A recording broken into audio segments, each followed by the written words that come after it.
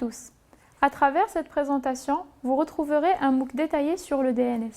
Ceci a été réalisé dans le cadre de notre projet Première année Master Réseau. Nous sommes un groupe de 4 étudiants de l'Université Pierre et Marie Curie à intervenir dans ce cours. Afin de pouvoir suivre facilement ce cours, il serait préférable que vous ayez au préalable quelques prérequis, notamment sur les adresses IP, le modèle en couche OSI et TCP/IP, le principe d'encapsulation, les protocoles de transport TCP et UDP. Notre présentation se décompose de la manière suivante. Dans un premier temps, nous allons introduire quelques rappels. Ensuite, nous présenterons le fonctionnement général du DNS, ainsi que le domaine et espace de nommage DNS. Une autre partie portera sur les serveurs et différents types de résolution DNS. Et enfin, nous présenterons la structure des trames DNS et finirons par une petite conclusion. Avant de rentrer dans le vif du sujet, nous commencerons par ce bref rappel. L'objectif de ce MOOC est le DNS, qui se situe au niveau de la couche application du modèle TCP/IP. Oui, mais qu'est-ce que le modèle TCP/IP?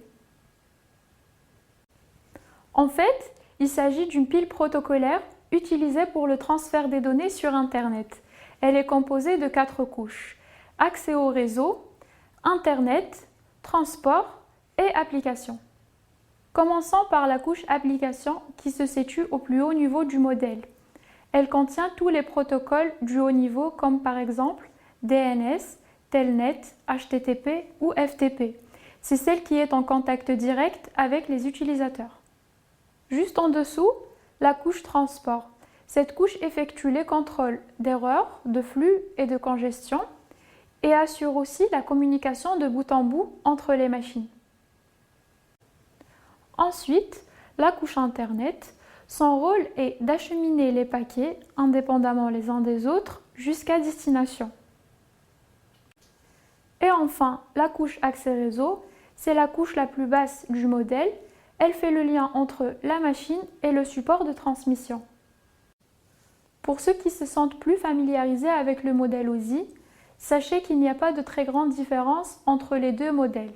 La couche application du modèle TCP/IP regroupe les 3 couches supérieures du modèle OSI, à savoir application, présentation, session. Les 2 couches inférieures, liaison et physique, sont équivalentes à la couche accès réseau du modèle TCP/IP. Passons maintenant au principe d'encapsulation des trames. Prenons un exemple d'une machine A qui veut envoyer un message à une machine B. Celui-ci part de la couche application, puis descend successivement toutes les couches. Chacune d'elles rajoute une en-tête.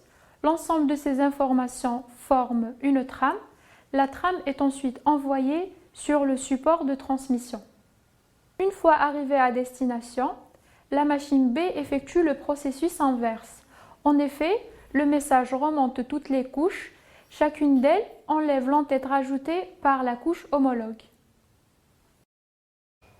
Après avoir vu les rappels, on va vous présenter le DNS.